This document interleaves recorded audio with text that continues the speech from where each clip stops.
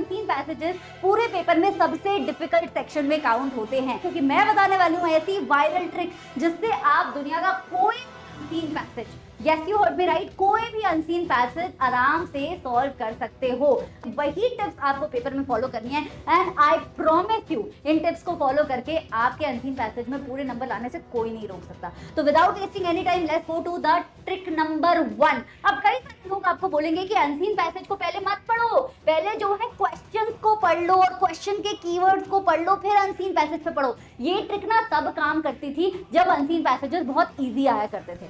अब unseen passages इतने difficult आते हैं कि तुमने पहले अगर क्वेश्चन पढ़ लिया ना और बाद में अनसीन पैसेज को पढ़ने पे गए, तुम्हें कुछ समझ नहीं आएगा। तो तुम्हें लगानी है सबसे पहले, जो तुम्हें 15 मिनट मिलते हैं ना पेपर में, जो 15 मिनट मिलते हैं जो तुम इधर उधर देखने में वेस्ट कर देते हो, एक्स्ट्रा 15 मिनट, उसमें तुम्हें अनसीन पैसेज को रीड करना है, पहले वाले को भी और दूसरे वाले को। अब देखो, जब तुम अनसीन पैसेज रीड कर रहे होगे तो तुम्हें जो फर्स्ट रीडिंग लगानी है बच्चा, फर्स्ट रीडिंग, ये रीडिंग तुम्हारे लिए बहुत इंपॉर्टेंट है। इस रीडिंग को लगाने में पहली बात, तुम्हें 2 से 3 मिनट से ऊपर टाइम वेस्ट नहीं करना है। ये तुम्हारी पहली रीडिंग है, तुम्हें एक और रीडिंग और लगानी है।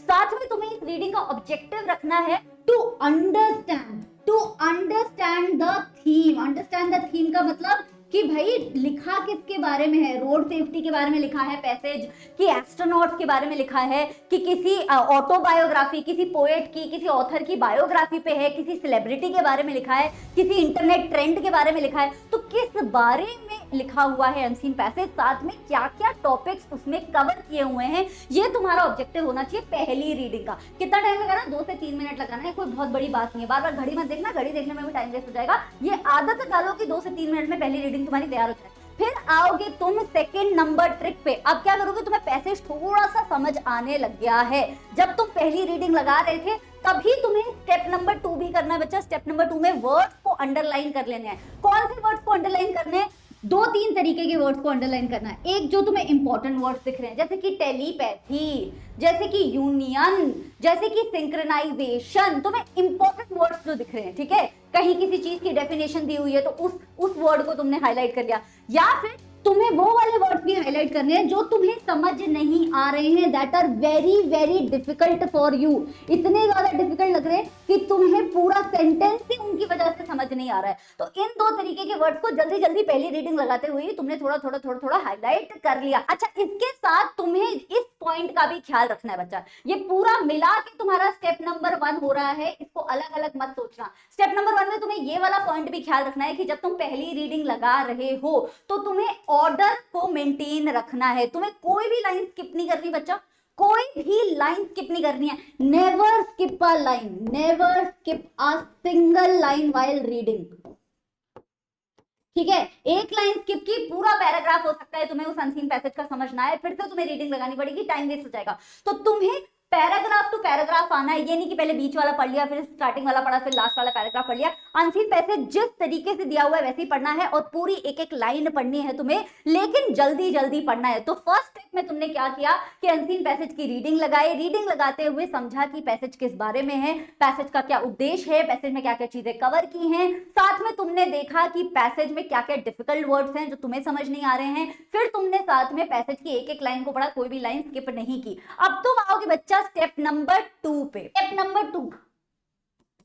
नंबर 2 में तुम्हें कीवर्ड्स ऑफ क्वेश्चंस को देखना है। कीवर्ड्स ऑफ क्वेश्चंस, कि क्वेश्चन में पूछा क्या हुआ है, और क्या मैं एक क्वेश्चन देखना है, नहीं भाई, सारे के सारे क्वेश्चन देखने हैं तुम्हें। जितने उस अनसीन पैसेज में क्वेश्चन आने, सबको एक एक बार आराम से 2-2 सेकंड लेके पढ़ के देखना है कि क्वेश्चन पूछ क्या रहा है, राइट। ये है तुम्हारा स्टेप नंबर 2। और कीवर्ड्स को तुम्हें अपने ध्यान में रखना है, अगर पेपर में मार्क नहीं भी करना चाहते हो तो ध्यान में रखना है।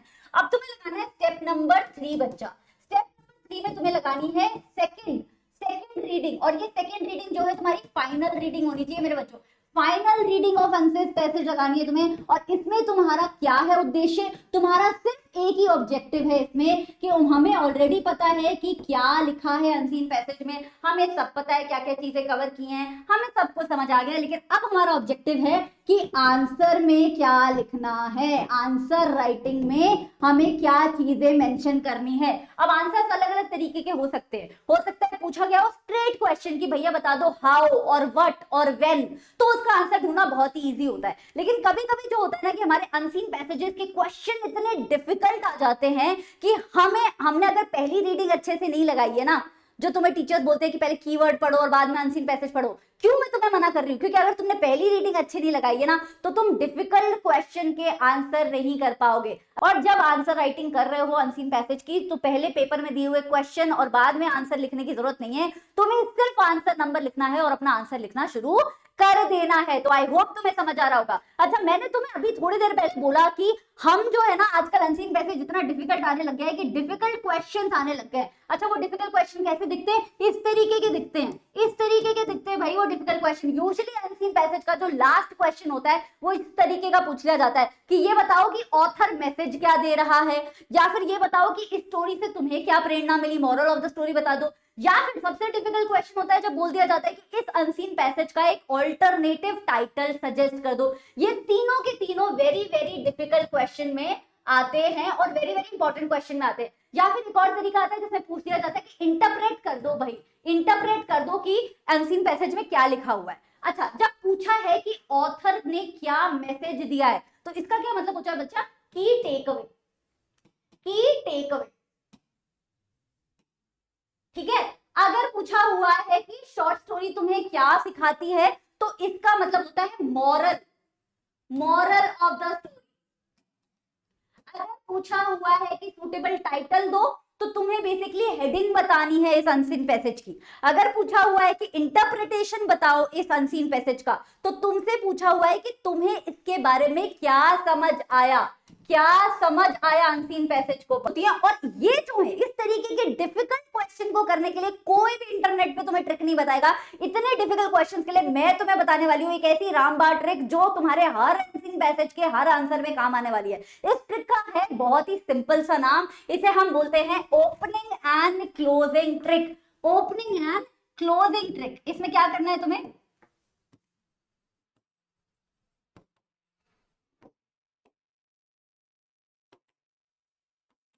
जैसे ही तुमसे ये डिफिकल्ट क्वेश्चन पूछे जाए, तुम्हें अनसीन पैसेज के ओपनिंग पैराग्राफ और क्लोजिंग पैराग्राफ दोनों बोल रही हूँ मैं, एक नहीं बोल रही हूँ। ये नहीं कि चूज कर लिया हम तो सिर्फ ओपनिंग पढ़ के आएंगे। ओपनिंग पैराग्राफ और क्लोजिंग पैराग्राफ की फटाफट एक बार नजर दौड़ानी है और तुम्हें वहां से मिल जाएंगे अपने डिफिकल्ट क्वेश्चन के आंसर। तो एक बार और डिस्कस कर लेते हैं बच्चे। हमने क्या देखा? हमने देखा कि स्टेप 1 में हमें लगानी है क्विक सी अनसीन पैसेज की रीडिंग बिना क्वेश्चंस को पढ़े। इसमें हमें अनसीन पैसेज की थीम को समझना है और साथ में समझना है कि अनसीन पैसेज में क्या क्या चीजें कवर की गई हैं। इसे पढ़ते समय डिफिकल्ट हमें वर्ड्स को अंडरलाइन करना है, कोई भी लाइन को स्किप नहीं करना है, वरना रीडिंग हमारी एक्स्ट्रा लग जाएगी और हमारा टाइम वेस्ट हो जाएगा। ठीक है, उसके बाद हमें स्टेप नंबर 2 में क्वेश्चंस के कीवर्ड पढ़ने हैं। स्टेप नंबर 3 में उन कीवर्ड्स को ध्यान में रखते हुए फाइनल रीडिंग लगानी है अनसीन पैसेज की, जहां हमारा उद्देश्य है कि हम आंसर राइटिंग प्रैक्टिस कर सकें। साथ में जब ये डिफिकल्ट क्वेश्चंस आते हैं, इन्हें सॉल्व करने के लिए ओपनिंग पैराग्राफ और क्लोजिंग पैराग्राफ पे ध्यान देना है, वहीं से निकलेंगे इनके आंसर। चलो एक अनसीन पैसेज तुम्हारे साथ में सॉल्व करती हूं ताकि तुम्हें अच्छे से समझ आए। अनसीन पैसेज को हम क्या करेंगे? स्टेप नंबर 1 जल्दी से एक रीडिंग लगाएंगे। The choices we make on a daily basis, wearing a seat belt, lifting heavy objects correctly or purposely staying out of any dangerous situation can either ensure our safety or bring about potentially harmful circumstance। जैसे मैंने ये पढ़ा मुझे समझ आ गया। कह रहा है कि हम डेली बेसिस पे जो चॉइसेस बनाते हैं, जैसे कि सीट बेल्ट पहनना या किसी लिफ्ट किसी भारी सामान को उठाना, डेंजरस सिचुएशन से रहना, बाहर रहना, ये सारे हमारे सेफ्टी को इंश्योर करते हैं। ठीक है, पहला पैराग्राफ से मुझे समझ आ गया। जल्दी से, you and I need to make a decision that we are going to get our life in order. हमें ये डिसीजन बनाना है कि हमें अपनी जिंदगी को ऑर्डर में लाना है। एक्सरसाइज करना, सेल्फ कंट्रोल करना, सेल्फ डिसिप्लिन करना, या बाउंड्रीज को स्टैब्लिश करना हमारी जिंदगी में ये बहुत सारी इंपॉर्टेंट चीजों में काउंट होना चाहिए। राइट? एक लाइफ जिसके अंदर डिसिप्लिन नहीं होता है वो लाइफ केयरलेसनेस से भरी हुई होती है। ठीक है, तो ऑथर क्या कह रहा है कि एक लाइफ जिसमें डिसिप्लिन नहीं होता है वो लाइफ केयरलेसनेस से भरी हुई होती है। तो अभी तक मुझे क्या समझ आया कि सेल्फ डिसिप्लिन के ऊपर ये अनसीन पैसेज लिखा हुआ है। हमें ऑथर बताना चाह रहा है अभी तक कि यार लाइफ में ना थोड़ा सा डिसिप्लिन होना चाहिए, थोड़ा सा सोच समझ के काम करना चाहिए, वरना लाइफ जो है केयरलेस हो जाती है। We can think it's kind of exciting to live life on the edge. हमें लग सकता है कि लाइफ को अगर एज पे जियोगे तो लाइफ बहुत एक्साइटिंग रहेगी। We like the image of या that's me living on the edge. हमें अच्छा लगता है कि हाँ मैं तो कल की फिक्र नहीं करता, मैं तो सिर्फ आज में जीता हूँ, वूहू। लेकिन और ये धीरे धीरे क्या है, पॉपुलर तरीका होता जा रहा है जिंदगी जीने का। लेकिन अगर तुम ध्यान से देखोगे, even highways have lines, highways पे भी लाइंस होता है जो कि मार्जिन प्रोवाइड करते हैं हमारी सेफ्टी के लिए जब हम ड्राइव कर रहे होते हैं। If we go ever one side we will go into the ditch. अगर हम उस लाइन से थोड़ा सा भी इधर चले जाएंगे तो हम जो है गड्ढे में चले जाएंगे, हमें उस हाईवे के मार्जिन के बीच में ही गाड़ी चलानी पड़ती है। If we cross over the line in the middle we could get killed. अगर हम मिडल ऑफ द लाइन में आ जाएंगे, मिडल ऑफ द मार्जिन में आ जाएंगे तो हम मर भी सकते हैं, क्योंकि नॉर्मली क्या होता है कि बाई लेन हाईवेज होते हैं, एक साइड से गाड़ी जा रही होती है, दूसरी साइड से जा रही होती है, right. And we like those lines because they help us keep safe. हमें वहां पे तो ये लाइंस पसंद आ रही होती हैं, क्योंकि इन लाइंस की वजह से हम जिंदा रह रहे होते हैं, इन लाइंस की वजह से हमारी सेफ्टी इंश्योर हो रही होती है। Sometimes we don't even realize how lines help us to keep safe। कभी कभी हमें समझ में नहीं आता कि ये लाइंस हमें जो है जिंदा रखने में कितना महत्वपूर्ण हिस्सा पूरा करती हैं। तो अभी तक क्या समझ आया? पहले जो है वो लाइफ के डिसिप्लिन की बात कर रहा था ऑथर, फिर जो है उसने एग्जाम्पल ले लिया रोड सेफ्टी का। रोड सेफ्टी में हाईवेज की लाइंस का एग्जाम्पल लेके वो हमें क्या बात सिखाने की कोशिश कर रहा है कि लाइफ में भी हमें थोड़ा सा डिसिप्लिन फॉलो करना चाहिए, थोड़ा सा रूल्स एंड रेगुलेशन को फॉलो करना चाहिए। ठीक है, पहली रीडिंग में समझ आ गया। चलो आगे चलते हैं।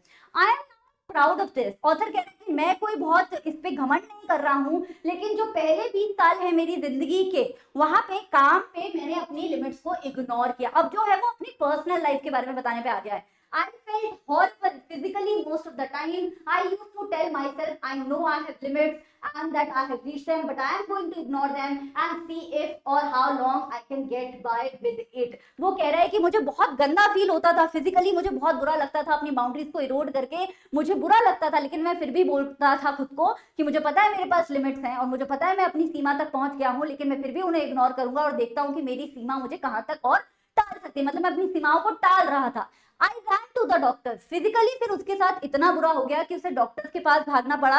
Trying to make myself feel better through pills। और मैं पिल्स लिया करता था, विटामिन लिया करता था, नेचुरल सामान लिया करता था, ऐसा कुछ भी सामान ले लिया करता था जिससे मुझे जो है फिजिकली थोड़ा सा बेटर हो। क्यों? क्योंकि मैं काम में अधिक अपने आप को झोंक रहा था। Some of the doctors would tell me, कुछ डॉक्टर्स मुझे बताते थे, it just stress, कि तुम्हें सिर्फ लाइफ में स्ट्रेस है। That just made me mad। मैं इस बात से बहुत पागल महसूस करता था। I thought stress meant you don't like what you do। मुझे लगता था कि स्ट्रेस उन लोगों को होता है जो अपने काम को पसंद नहीं करते हैं या अपनी जिंदगी को हैंडल नहीं कर पाते हैं। On the other hand author ये भी कह रहा है कि मुझे अपना पसंद था, तो मुझे ये बात समझ नहीं आती थी कि मुझे कैसे स्ट्रेस हो सकता है। But I kept pushing my self, travelling, doing speaking engagements and so on, simply exhausting my self. इसीलिए क्योंकि मुझे अपना काम पसंद आता था, मैं करता रहता था, मैं काम करता रहता था, ट्रैवल करता रहता था, जगह जगह पे जहाँ पे भी मुझे बोलने के लिए बुलाया जाता था, स्पीकिंग एंगेजमेंट्स के लिए वहां पे भी जाता था, और इसकी वजह से मैं एग्जॉस्ट हो जाता था, मतलब कि मैं बहुत थक जाता था, फिर भी मैं करता था। फाइनली मुझे समझ आया कि मैं एक अनसस्टेनेबल लाइफ जी रहा था। आ गया हमारा difficult word, unsustainable life. Unsustainable life का मतलब ऐसी लाइफ जो बहुत ज्यादा दिन तक चल नहीं सकती। तुम एसएसटी में पढ़ते हो ये ऑलरेडी, है ना? बाय द वे इस चैनल पे इंग्लिश के बाद हम साइंस और एसएसटी की तैयारी करने वाले हैं, तो सब्सक्राइब जरूर कर लेना। 4 साल से एसएसटी पढ़ा रही हूँ मैं एजुकेशन इंडस्ट्री में, ठीक है? मेरी मास्टर्स है एजुकेशन में। सो दीदी भैया से बाद में पढ़ लेना, बोर्ड एग्जाम में जरा अच्छे टीचर से पढ़ लो। Don't forget to subscribe. Anyway, Finally, I understood I was living an unsustainable life and needed to make some changes in my life। Finally उसे समझ आया कि यार उसे अपने लाइफस्टाइल में, अपने जिंदगी को देखने के आउटलुक में थोड़ा सा चेंज करने की जरूरत है। You and I don't have to be like everyone else। मुझे ये बात भी समझ आई कि तुम और मुझे हर किसी की तरह होना जरूरी नहीं है और हर किसी की तरह काम करना जरूरी नहीं है। Each one of us needs to be exactly the way we are। हम सबको अपनी तरह होना जरूरी है। We don't have to apologize। हमें इस बात की क्षमा मांगने की जरूरत नहीं है कि हम सिर्फ अपनी तरह बिहेव कर रहे हैं, बाकियों की तरह बिहेव नहीं कर रहे हैं। We are not alike and we need to find a comfort zone in which we can enjoy our lives। हम लोग सारे एक जैसे नहीं हैं, सब लोग अलग अलग होते हैं और हमें एक ऐसा कंफर्ट जोन अपनी लाइफ में ढूंढना है जिसमें हम अपने आप को बीमार नहीं बना रहे हैं, जबरदस्ती का एक्स्ट्रा स्ट्रेस और प्रेशर लेके। तो जब मैंने एक बार थमी में और मैंने देखा कि यार मैंने फर्स्ट रीडिंग लगा के क्या क्या समझा, मैंने देखा पहले 2 पैराग्राफ में वो लाइफ की बातें कर रहा था कि लाइफ में डिसिप्लिन होना चाहिए, बाउंड्रीज होनी चाहिए, बहुत अच्छी बात है। फिर उसने रोड सेफ्टी का एग्जाम्पल लिया, हाईवे की लेन्स का एग्जाम्पल दिया कि हाईवे पे भी होता है और वहां पे हमें अच्छा लग रहा होता है डिसिप्लिन को फॉलो करना, क्योंकि हमारी जिंदगी बच रही होती है, तो ऐसा हम अपनी लाइफ में क्यों नहीं कर सकते। फिर उसने अपनी पर्सनल लाइफ का एग्जाम्पल लिया कि यार 20 साल तक मैं भी तुम्हारी तरह था, मैं भी अपनी बाउंड्रीज को इरोड करता था, मैं भी डिसिप्लिन में लाइफ नहीं जीता था, लेकिन बाद में मेरे को फिजिकली बहुत प्रॉब्लम हुई और बहुत लेट ही सही, लेकिन मुझे समझ आया कि ऐसा करने की जरूरत नहीं है। और फिर वो कंक्लूड करता है जहां से उसने शुरू किया है कि हमें सबकी तरह बनने की जरूरत नहीं है, हमें लाइफ जो है इस तरीके से जीनी चाहिए जहां पे बहुत ज्यादा स्ट्रेस और प्रेशर ना हो, हम जो है अपने ऊपर एक्स्ट्रा काम नहीं ले रहे हैं, एक्स्ट्रा प्रेशर नहीं ले रहे हैं, बल्कि अपनी फिजिकल हेल्थ, मेंटल हेल्थ का ज्यादा ख्याल रख रहे हैं। ठीक है, इतनी चीजें हमें पहली ही रीडिंग से समझ आ गई। अब चलो जल्दी से क्वेश्चन करते हैं। पहला क्वेश्चन कह रहा है विच ऑफ द कैरेक्टरिस्टिक्स, यानी कि कौन सा फीचर्स है जो राइटर के इस सेंटेंस के लिए अप्रोप्रिएट है। सेंटेंस क्या है, I know I have limits, मुझे पता है मेरी लिमिट्स है, मैं वहां तक पहुंच भी गया हूं, लेकिन मैं उन्हें इग्नोर करूंगा और देखूंगा कि मैं और कितना आगे जा सकता हूं। जब इस सेंटेंस को बात की जा रही है तो राइटर के किस लिमिट्स, किस कैरेक्टरिस्टिक के बारे में बात की जा रही है, जरा सोचिए। मैं आपको आंसर 1 सेकेंड में बताती हूँ, but you have to think it yourself बच्चा फर्स्ट।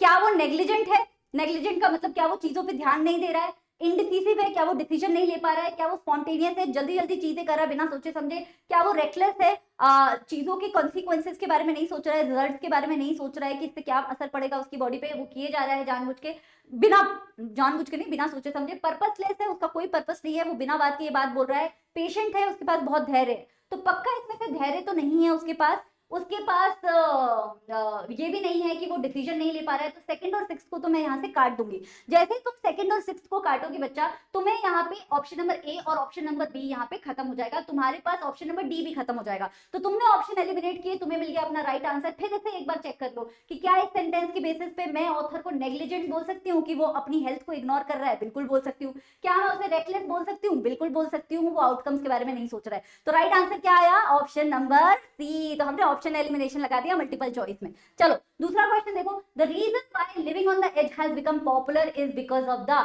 क्यों living on the edge popular हो गया है? जल्दी से जाएंगे हम अपने पैराग्राफ की तरफ। पैराग्राफ में हमने कीवर्ड देखा था कि लिविंग ऑन द एज बहुत पॉपुलर हो गया है, कहां गया?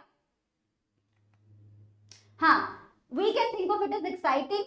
We live on the image of yeah, that's what we can do. It's become a popular way to look at life. But if you see, यहाँ पे हमें वर्ड दिख गया, जैसे हमने ये 3 लाइनें पढ़ी हमें दिख गया कि क्योंकि ये एक्साइटिंग, क्या है ये? एक्साइटिंग है। अब आते हैं हम अपने क्वेश्चन की तरफ। The reason why living on the edge has become popular is constant need for something different.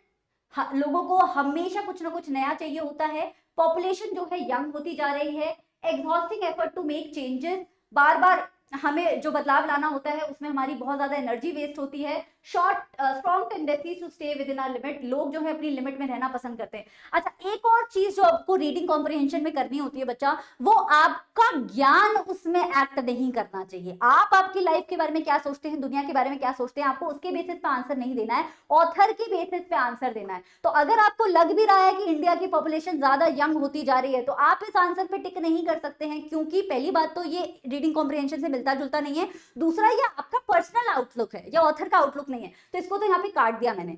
अब लोग एज पे लाइफ जी रहे हैं, एज का मतलब वो कल की नहीं सोच रहे हैं, आज जो उनका मन कर रहा है वो कर रहे हैं। ऐसा वो क्यों करेंगे? क्योंकि वो लिमिट में रहना चाहते हैं? बिल्कुल भी नहीं, वो लिमिट में नहीं रहना चाहते हैं। तो ये वाला ऑप्शन भी हमने एलिमिनेट कर दिया।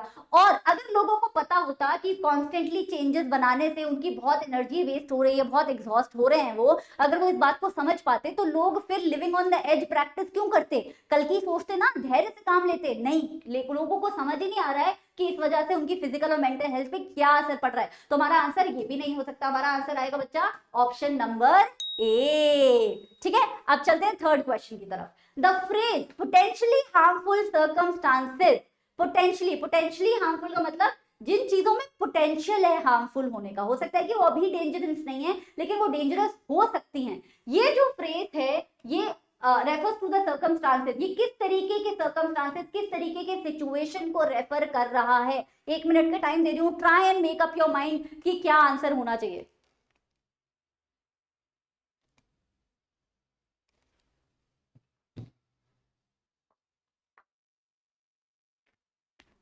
पोटेंशियली हार्मफुल सर्कमस्टांसेस, हार्मफुल का मतलब जो खराब है, सर्कमस्टांसेस का मतलब लाइफ की कोई सिचुएशन, पोटेंशियली का मतलब जिसमें खराब होने का पोटेंशियल है, शायद वो अभी खराब नहीं है। तो सर्टेनली, सर्टेनली वर्ड का मतलब होता है बच्चा कि पक्का डेंजरस है, पक्का डेंजरस तो यहाँ पे नहीं लिखा है, पोटेंशियली लिखा है, तो ये वाला चला गया। बी फेयरली डेंजरस, मतलब डेंजरस है, थोड़ी डेंजरस है, थोड़ी नहीं डेंजरस है, नहीं ऐसा कहीं नहीं लिखा है, इसमें बस लिखा है कि पोटेंशियली डेंजरस हो सकती है, तो ये भी चला गया। बी पॉसिबली डेंजरस, कि डेंजरस हो सकती है, एग्जैक्टली यही लिखा हुआ है। पोटेंशियली का मतलब होता है कि डेंजरस हो सकती है, पोटेंशियल है उसमें किसी चीज का। टीचर बोलती है ना कि इसमें पोटेंशियल अच्छे मार्क्स लाने का, बस पढ़ता ही नहीं है, राइट। तो पॉसिबली यहाँ पे आना है, तो right answer would be option number C. Next question, choose the option that correctly states the two meanings of outlook as used in the passage। Outlook, out का मतलब होता है बाहर और लुक का मतलब होता है देखना। आउटलुक का मतलब होता है बाहर की दुनिया को देखने का नजरिया, ये तो इसका लिटरल मीनिंग है, ठीक है। अब इसमें पूछा है कि वो ऑप्शन बताओ जो पैराग्राफ के बेसिस पे, पैसेज के बेसिस पे इसका करेक्ट मीनिंग बन रहा है, राइट। तो पहले पढ़ लेते हैं, एक पर्सन का, a person evaluation of life, एक इंसान अपनी जिंदगी या ओवरऑल जिंदगी को कैसे इवैल्यूएट करता है, कैसे उसको समझता है। अ पर्सन एक्सपीरियंसेस लाइफ, एक इंसान जो है अपनी लाइफ में क्या क्या एक्सपीरियंस करता है। एक पर्सन का जिंदगी की तरफ क्या पॉइंट ऑफ व्यू होता है, किस तरीके से वो जिंदगी को देखता है। A person regrets in life, एक पर्सन की लाइफ में क्या रिग्रेट्स होते हैं बच्चा, किन चीजों पे वो रिग्रेटफुल होता है कि ये चीजें मुझे नहीं करनी चाहिए थी। A person general attitude to life, एक पर्सन का जिंदगी को देखने का जेनेरिक तरीका क्या होता है। अब जल्दी से हम पैसेज की तरफ चलते हैं। पैसेज पे आउटलुक वर्ड मेंशन किया था यहाँ पे। Finally I understood, finally author को समझ आया कि लाइफ जिस तरीके से वो जी रहा था वो अनसस्टेनेबल थी और उसे अपनी लाइफ में कुछ चेंजेस लाने हैं, अपने लाइफस्टाइल में कुछ चेंजेस लाने और अपने आउटलुक में चेंजेस लाने। अब इस सेंटेंस में कहीं भी रिग्रेट्स को मेंशन नहीं किया गया है, कहीं पे भी मेंशन नहीं किया गया है कि वो रिग्रेटफुल था, कहीं पे भी मेंशन ये नहीं किया गया है कि उसने लाइफ को जो है प्रॉपरली बैठ के एक एक सिचुएशन को इवैल्यूएट किया कि इस सिचुएशन में मैंने क्या किया, उस सिचुएशन में मैंने क्या किया। उसने बस देखा कि हाँ बहुत साल हो गए अपनी लिमिट्स को पुश करते हुए, अब मेरी फिजिकल हेल्थ जवाब दे रही है, तो अब मुझे जो है जिंदगी जीने का नया नजरिया अपनाना चाहिए, राइट। तो जेनेरिक तरीके से, बहुत ही जनरल तरीके से उसने अपनी लाइफ को इवैल्यूएट किया। तो यहाँ पे क्या मैं इस चीज को बोल सकती हूँ, a person point of view towards life, उसका लाइफ को देखने का तरीका, तो ये तो बिल्कुल ठीक है। साथ में उसका जो जनरल एटीट्यूड था जिंदगी की तरफ, तो 3 और 5 मुझे अभी तक सूटेबल दिख रहे हैं। क्या 3 और 5 यहाँ पे है? बिल्कुल है, राइट आंसर हो जाएगा ऑप्शन नंबर सी, ठीक है जी। नेक्स्ट क्वेश्चन, कोई कंफ्यूजन हो किसी क्वेश्चन में मुझसे कमेंट्स में पूछ लेना। बाय कमेंट सेक्शन में मैंने पिन कर दिया है आपके रिसोर्सेज, मैंने रीडिंग कॉम्प्रिहेंशन के बहुत सारे आंसर सहित आपको 10-15 रीडिंग कॉम्प्रिहेंशन वहां पे पिन कर दिए हैं बच्चा। प्लीज वो पीडीएफ देख के आप पढ़ लेना। आपको कोई किताब आपके पास इंग्लिश की नहीं है तो भी आपके अच्छे नंबर आ जाएंगे, बस आपको उस रिसोर्स से पढ़ना है। फ्री ऑफ कॉस्ट है, कोई ऐप वगैरह डाउनलोड नहीं करना है। हमारा जो चैनल है शुभम पाठक, हम इस पे सब कुछ फ्री देते हैं, तो आप इसको सब्सक्राइब जरूर कर लें। चलिए 5th क्वेश्चन पे चल रहे हैं। Choose the option that best captures the central idea of the passage। central idea, central idea का मतलब मेन आइडिया क्या है पैसेज का। पहला चीज बोल रहा है it is all about quality of life and finding a happy balance, यानी कि जिंदगी में क्वालिटी ऑफ लाइफ के बारे में बात की जा रही है इसमें, और एक हैप्पी बैलेंस होना चाहिए काम में और फ्रेंड्स में। फ्रेंड्स कहीं भी मेंशन नहीं थे, कहीं पे भी फ्रेंड्स मेंशन नहीं थे पैसेज में, तो ये तो नहीं हो सकता। Then to go beyond is as wrong as to fall short. अगर आप अपनी लिमिट से आगे चले जाओगे तो मतलब आप थोड़ा सा पीछे छूट जाओगे। ये भी कहीं नहीं दिया कि आप लिमिट से अगर आगे जाओगे तो आप पीछे छूट जाओगे, ये बात भी कहीं नहीं लिखी हुई कि लिमिट से आगे जाने में आपकी लाइफ में पीछे छूटने का रिस्क है, right. Life is like riding a bicycle, life जो है बाइसाइकिल राइड करने जैसा है। आपको हमेशा बैलेंस मेंटेन करना पड़ता है, तभी आप आगे बढ़ते रह सकते हो। एक वर्ड दिया था कि जिस तरीके से ऑथर जिंदगी जी रहा था बच्चों, उसने उस जिंदगी को बोला था अनसस्टेनेबल, यानी कि मेरा जो भी लाइफस्टाइल है वो बोल रहा था कि वो बिल्कुल सस्टेनेबल नहीं है। अगर मैं ऐसे ही जीता रहा तो मैं बहुत लंबा नहीं जी पाऊंगा, क्योंकि मेरी फिजिकल हेल्थ जवाब दे रही थी। तो बैलेंस, वो चाहता था कि वो बैलेंस तरीके से जिए। तो थोड़ा थोड़ा ये मुझे सही लग रहा है, पर एक बार चौथा पॉइंट भी पढ़ लेते हैं। Balance is not something you find, it's something you create. Balance ऐसी कोई चीज नहीं है जो आपको कहीं पड़ी हुई मिल जाएगी, ये बल्कि एक ऐसी चीज है जो आपको क्रिएट करनी पड़ेगी। क्या लगता है कौन सा होगा आंसर?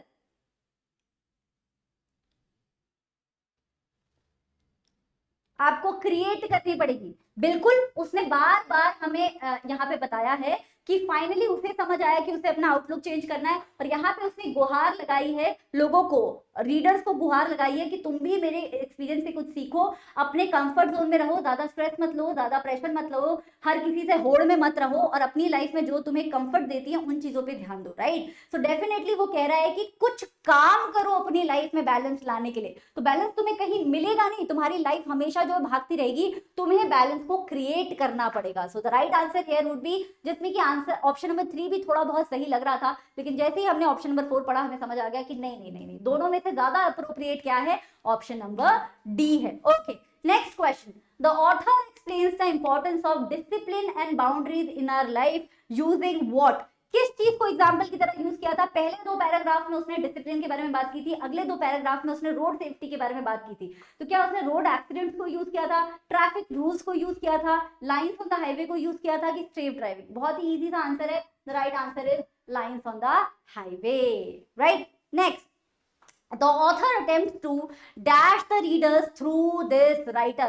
author क्या करना चाह रहा है? क्या author लोगों को भड़काना चाह रहा है? क्या ऑथर लोगों से कोई सवाल पूछ रहा है? क्या ऑथर लोगों को कोई एडवाइस दे रहा है या कोई मदद कर रहा है? रिब्यूक का मतलब क्या होता है बच्चा? रिब्यूक का मतलब होता है वेरी वेरी सिंपल वर्ड, लेकिन कई सारे बच्चों को हो सकता है कि मतलब ना पता हो।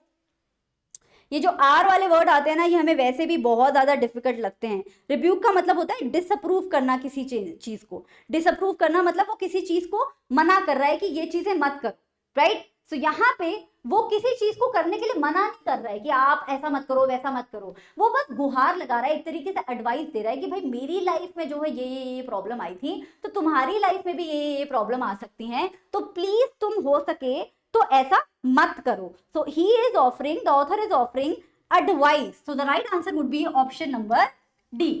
चलो क्वेश्चन नंबर 8 पढ़ो जरा।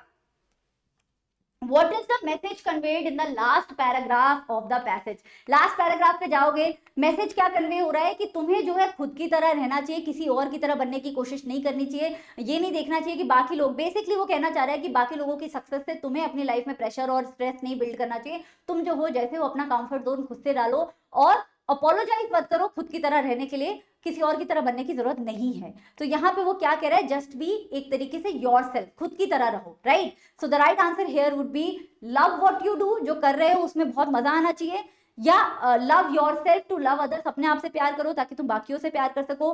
Be the best version of your self, या बी योर सेल्फ। वो सिंपल सी बात बोल रहा है बच्चा कि तुम्हें खुद की तरह रहना चाहिए। कोई नहीं बोल रहा, वो कहीं नहीं बता रहा कि तुम्हारा बेस्ट वर्जन कैसा होना चाहिए। उसने कहीं नहीं बोला कि तुम खुद की तरह रहोगे तो यही तुम्हारा बेस्ट वर्जन है। उसने ये नहीं बोला कि तुम अगर खुद से प्यार नहीं करोगे तो दूसरों से प्यार नहीं कर पाओगे। वो बस बोल रहा है कि तुम्हें अपनी तरह बनना चाहिए। Next, Which of the following will be the most appropriate title of the passage? अगर तुम्हें इस पैसेज का टाइटल देना होता तो पहले पैराग्राफ और लास्ट पैराग्राफ को याद रखो, आ जाएगा तुम्हें समझ।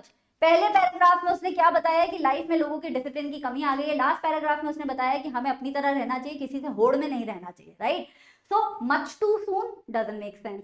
एनफ इज एनफ नहीं, एनफ इज एनफ तो वो तब बोल रहा होता जब वो किसी घोर कलयुग की बात कर रहा होता, you know, let's say sexual harassment की बात कर रहा होता, रोड एक्सीडेंट की ही सिर्फ बात कर रहा होता, और किसी ऐसी चीज की बात कर रहा होता जो दुनिया में होनी ही नहीं चाहिए। ऐसा कोई टॉपिक नहीं था, तो एनफ इज एनफ नहीं हो सकता यहाँ पे।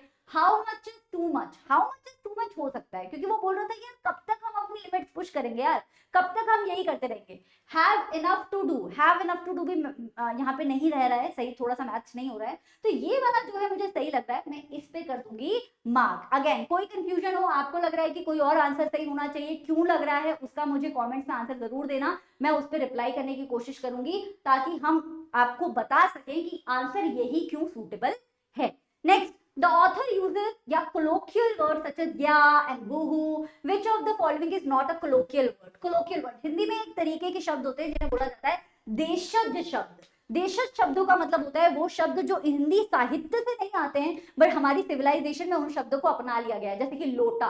उसी तरीके से आजकल की जिंदगी में, मॉडर्न लाइफ में, या वो, ये सारे कोई ऐसे शब्द नहीं है जो बिल्कुल इंग्लिश लिटरेचर से आते हैं, but these are the words that we often use to you know express ourself. तो बाकी ऐसा कौन सा वर्ड दिख रहा है तुम्हें? हुक्ड, गाय, स्टफ या स्ट्रेस? भाई तुम इस जनरेशन के बिल्कुल फ्लैग बियरर्स हो, जल्दी से बताओ इसमें से कौन सा कोलोकियल वर्ड दिख रहा है तुम्हें?